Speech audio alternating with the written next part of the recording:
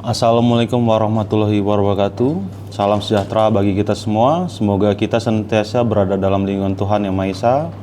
Perkenalkan, saya Fahrul Razi, MPD, NIDN 1125058702, dosen tetap pada program studi Pendidikan Jasmani, Kesehatan dan Rekreasi, Fakultas Keguruan dan Ilmu Pendidikan, Universitas Palangkaraya.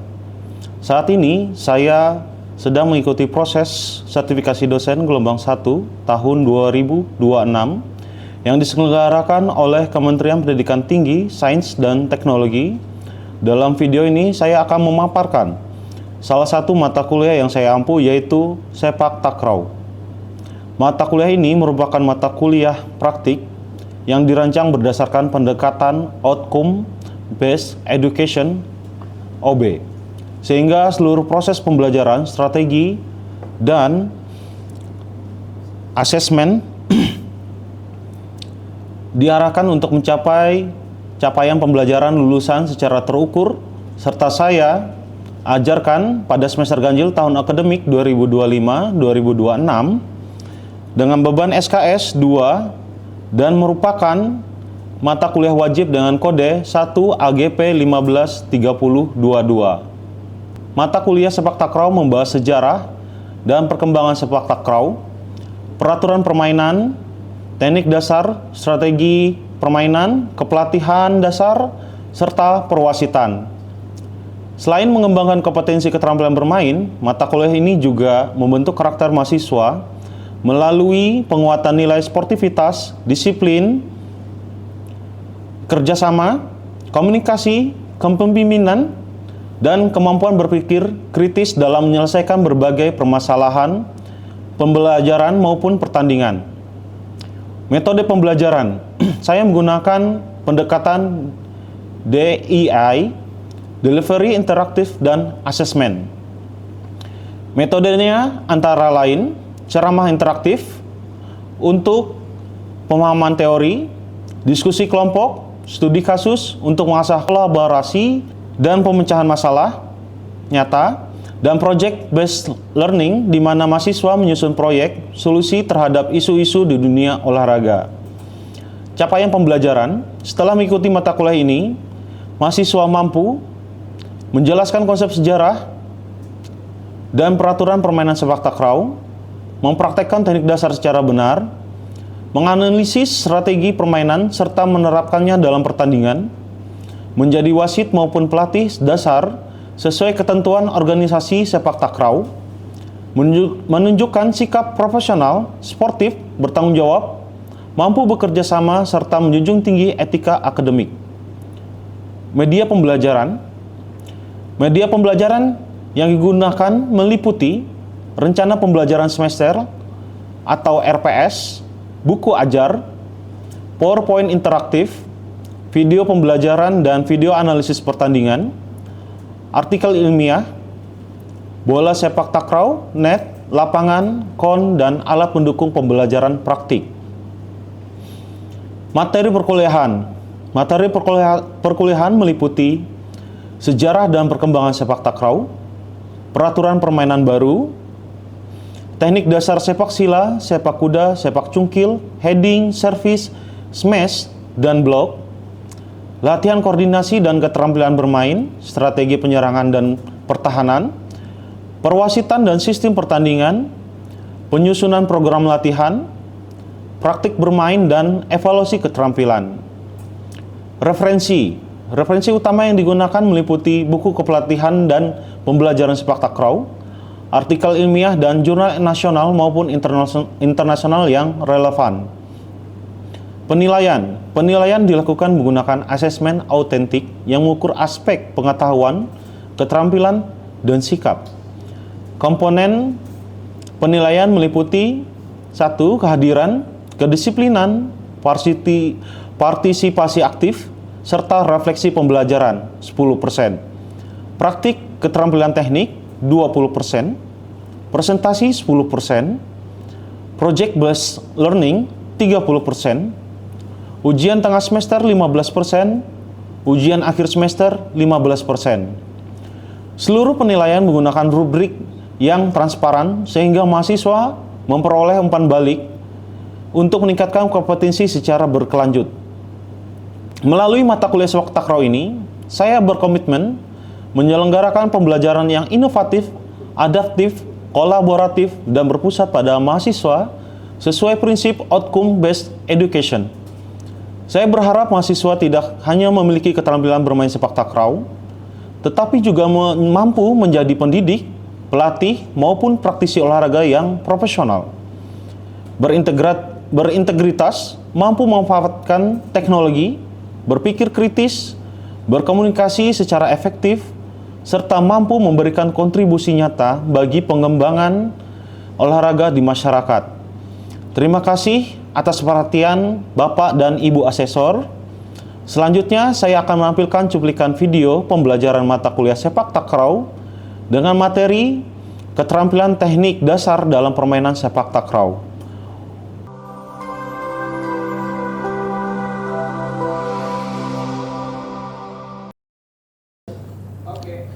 Selamat pagi semuanya.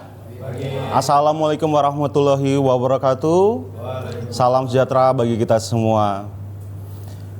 Sehat-sehat semuanya? Sehat. Oke, sebelum kita memasuki mata kuliah kita pagi hari ini, marilah kita berdoa dulu sejenak sebelum berdoa untuk memperlancar kegiatan kita di pagi hari ini. Berdoa dimulai.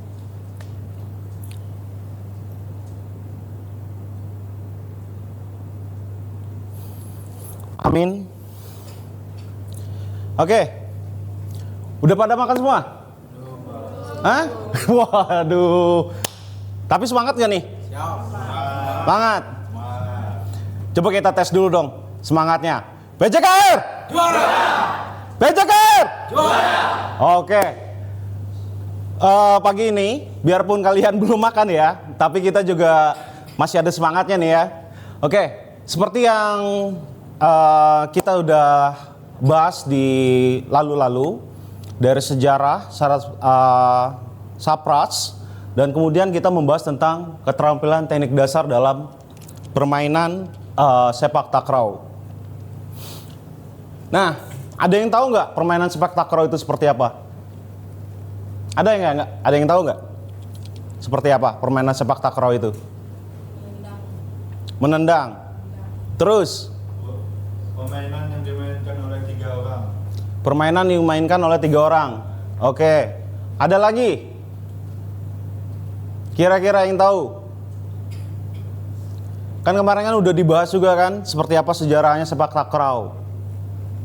Saya mau pengen tahu lagi, apa kalian masih ada kuat gak ingatan dari yang minggu-minggu lalu tentang takraw?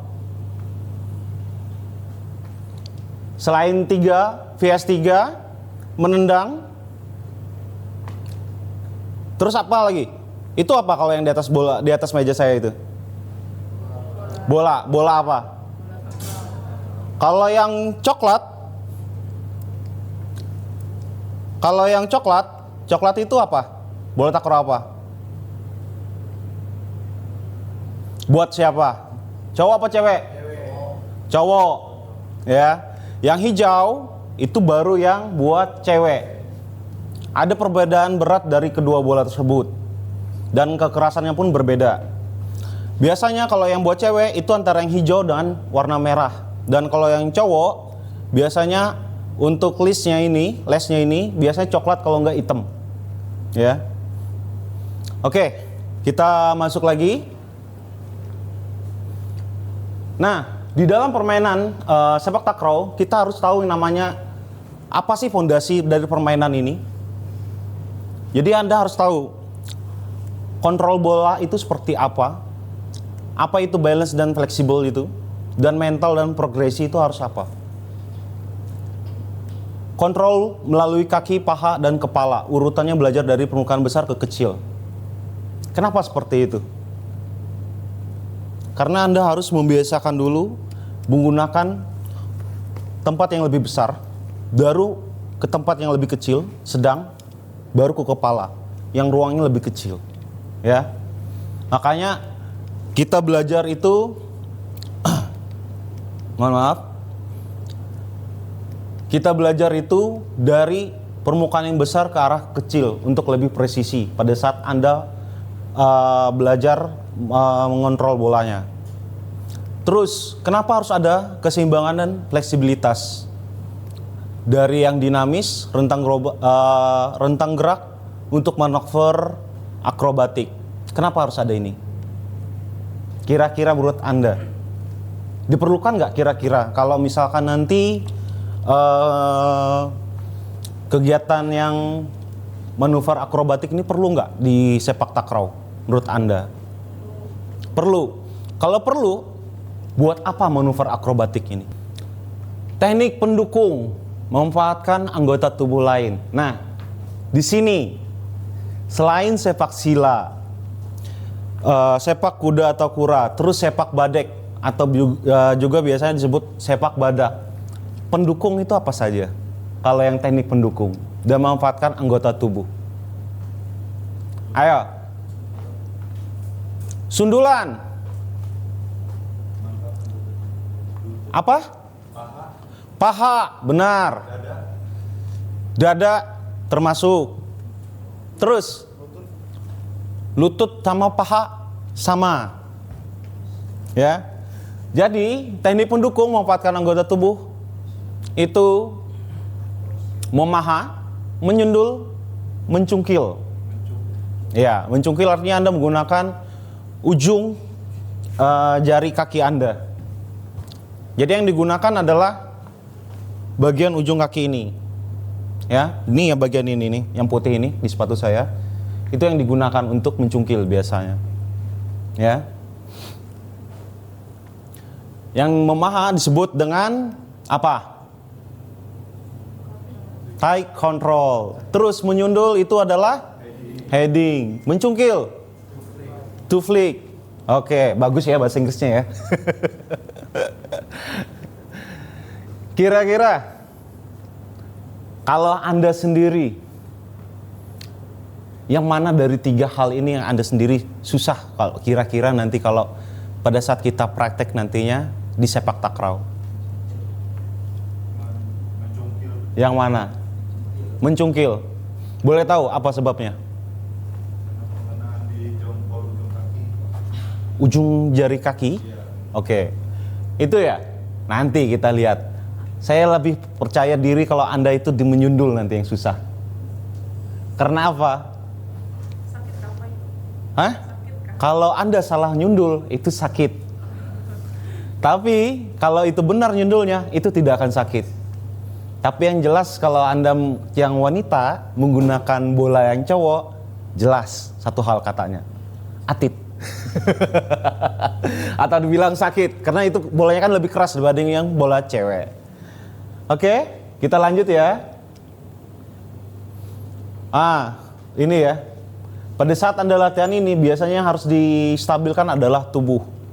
Karena biasanya misalkan pada saat memaha Anda goyang-goyang dan tidak bisa stabil seperti ini biasanya bolanya kan kesana kemari. Karena permukaannya kan lebih kecil dibanding dengan kaki Anda. Terus menyundul. Terkadang saya lucu nih, kayak kating-kating kalian. Biasanya kalau nyundul, ada yang pada saat nyundul matanya gini. Dia antara pasrah sama agak pasrah. Sehingga kadang-kadang kalau dia sudah terima kayak gini, kalau nggak kena hidung, syukur-syukur kena jidat. Ya. Jadi kalau kalian mau latihan menyundul nantinya, ingat, jangan pejam mata. Nanti salah-salah kena bagian lain itu sakit. Oke? Terus mencungkil. Mencungkil ini seperti yang di slide sebelumnya, Anda harus bisa fleksibel. Maaf, bukan fleksibel tapi fleksibilitas, artinya kelenturan. Karena kalau Anda salah-salah itu untuk menjangkau bola jauh biasanya. Ya. Jadi kalau Anda untuk yang ini, kalau Anda cuman di sini itu terkadang kan bola itu kan nggak tahu kesana kemari ya pada saat pertandingan. Jadi mencungkil ini adalah salah satu dari teknik yang untuk mengambil bola yang jauh dari jangkauan kita. Jadi itu perlu fleksibilitas. Makanya saya biasanya kalau pemanasan buat kalian itu wajib bisa split.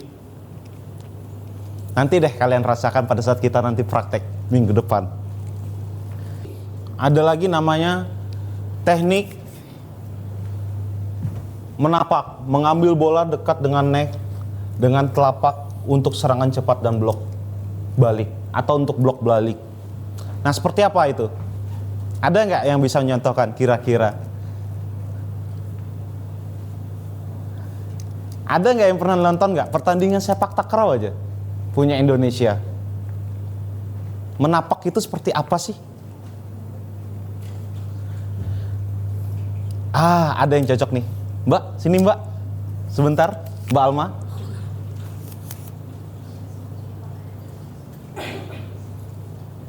Oke. Nih ya, contoh aja, jangan ke hadapan saya, nanti saya yang ditendang lagi. Oke, hadap ke depan aja.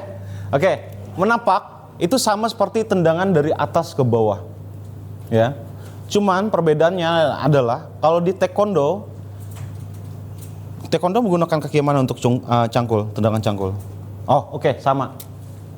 Silakan tunjukkan aja tendangan cangkul aja. Jadi kalau ada bola, Iya, benar sekali. Seperti itu gerakannya. Itu yang disebut dengan menapak. Ya.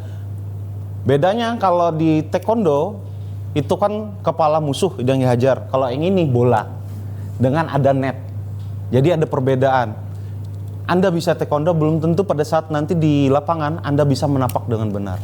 Karena Anda harus menyesuaikan namanya timing bolanya. Kalau bolanya sudah turun di bawah net, maka bolanya kan tidak bisa lewat. Jadi pada saat bola itu naik atau hampir lewat dari net, baru Anda melakukan gerakan tersebut. Ya, oke, terima kasih Mbak. Silakan balik. Terus ada lagi namanya reading, yaitu kemampuan Anda untuk membaca lintasan bola. Ya, kalau Anda nggak bisa membaca kemana arah bola ini mau Anda arahkan, misalkan orang ngumpul di tengah, Anda ada musuh Anda ngumpul semuanya di tengah, Anda arahkan lintasan itu smashnya atau gerakan menapaknya itu ke tengah, apakah tidak diambil musuh nantinya? Kan seperti itu jadinya logikanya. Jadi kalau Anda tidak bisa melihat lintasan kemana arah yang mau Anda tendangkan bolanya atau Anda smashkan bolanya yang tidak ada musuh, maka Anda harus belajar kembali bagaimana mengarahkan atau membaca lintasan bola untuk mengarahkan tempat smashnya. Makanya orang biasanya latihan terus smash sambil mengarahkan. Kemana sih mau diarahkan smashnya? Ya kan, seperti itu ya. Terus di sini ada ringkasan urutan untuk melakukan smash. Jadi ada namanya approach, di mana kita mengontrol kecepatan kita pada saat ingin melakukan lompatan. Di sini, dari sini kita akan melakukan namanya jump dan rotasi. Di sini Anda adalah timing untuk meloncat dan putaran pinggul Anda. Ini untuk smash gulung ya. Di sini ada follow the through. Pada saat Anda melakukan lompatan dan perputaran pinggang Anda untuk melakukan smash gulung, sisanya adalah mengikuti saja pada saat Anda menggunakan bola nantinya. Ya. Di situ. Sampai di sini kira-kira ada nggak yang mau ditanyakan? Kira-kira sampai di sini ada nggak yang mau ditanyakan? Atau yang masih bingung deh, apa? Ada nggak?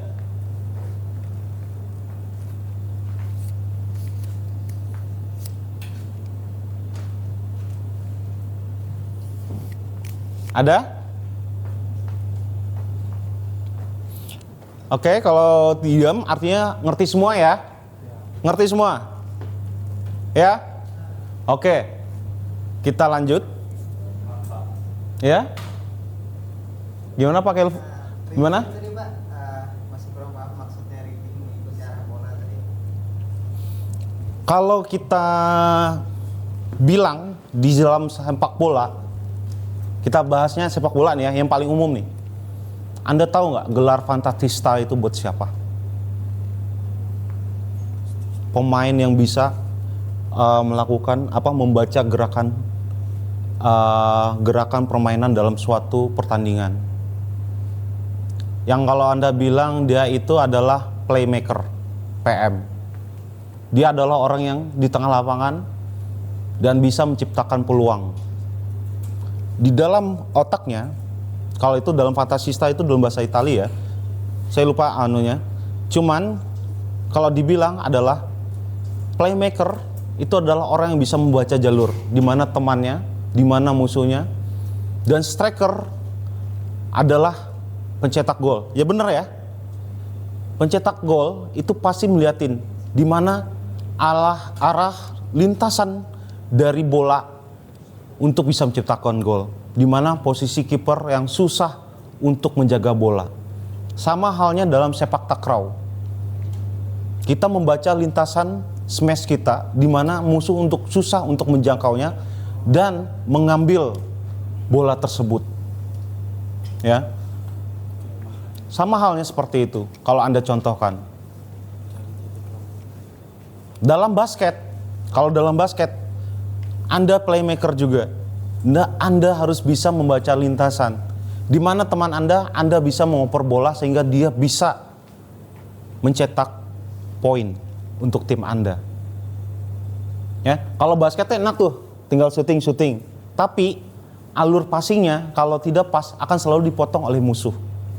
Makanya playmaker itu atau teman-teman harus bisa passing yang benar. Alur lintasannya seperti apa untuk passing. Makanya ada yang dibedakan chest pass, overhead pass, bound pass, chest pass, semacamnya seperti itu. Ya. Nah, itu udah masuk di seni melakukan blok. Apa itu blok? Blok E, blok M, atau blok apa tuh? Apa? Menghalau serangan lawan. Benar gak? Kira-kira blok itu seperti itu. Benar gak? Benar. Oke, kita lihat ya. Oke. Jadi apa yang dibilang teman Anda itu sudah benar secara garis besar. Ya. Bahwa itu adalah suatu garis pertahanan pertama untuk menghadapi smash. Jadi dengan cara seperti menghadang, menghalau tadi, ya. Tapi bagaimana Anda melatihnya? Harus ada namanya refleks dan antisipasi.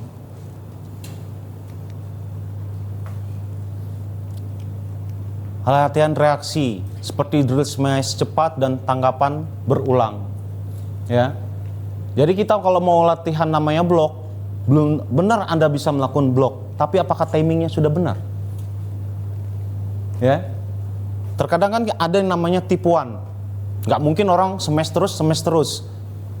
Ya. Orang juga ada batasan stamina. Kalau dia nggak bisa ngelola stamina, belum habis permainan udah KO duluan kakinya. Nyemes terus. Makanya ini perlu dilatih. Terkadang musuh juga bisa melakukan tipuan. Terus ada lagi namanya koordinasi tim. Antara tekong, pengumpan, dan pembela. Untuk melakukan keberhasilan dari blok tersebut. Kenapa seperti itu? Menurut Anda, kenapa seperti itu? Harus ada yang namanya koordinasi antara tekong, pengumpan, dan pembela.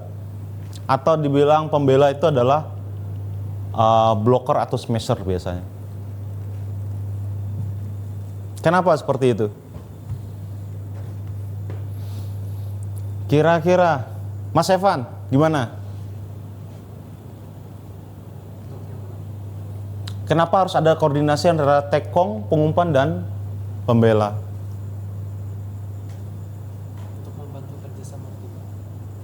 Kerjasama dalam hal apa? Dalam Melakukan blok. Ya.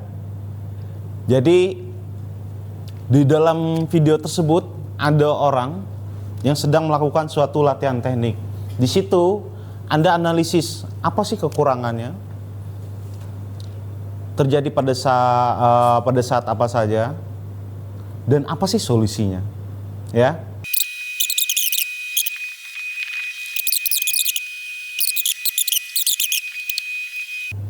Oke. Sisa 2 menit. Ada yang udah dapat jawabannya? Timing lompatan terlalu cepat, Pak. Kenapa? Timing lompatan terlalu cepat. Di bagian yang mana? Di awal-awal ya? Bagian di awal, Pak. Di awal. Oke. Terus, ada lagi nggak? Lokasi pinggul kurang maksimal. Lokasi pinggul? Rotasi ya. Oh, rotasi. Oke. Rotasinya ya? Oke. Terus, ada lagi nggak kira-kira? Kaki, Pak, sehingga meningkatkan resiko cedera. Kenapa? Mendarat dengan satu kaki. Mendarat dengan satu kaki, sehingga meningkatkan resiko cedera. Oke. Kesimpulannya, bagaimana sih kita menuju prestasi melalui latihan dan konsisten? Itu adalah harus disiplin teknik dasar. Kebugaran jasmani itu harus selalu dijaga. Pola pikir kita secara taktis. Kombinasi yang latihan terus-menerus bersama untuk membentuk tim yang unggul. Bagaimana Anda pada saat pertandingan menganalisis video dari musuh Anda, feedback yang terstruktur, dan latihan berpasangan akan mempercepat perkembangan Anda. Itu saja untuk materi saya hari ini. Sekian dan terima kasih. Sampai jumpa minggu depan, dan jangan lupa absensi di Suber ya. Oke, selamat pagi. Demikianlah cuplikan video pembelajaran mata kuliah sepak takraw dengan materi keterampilan teknik dasar dalam permainan sepak takraw. Wassalamualaikum warahmatullahi wabarakatuh.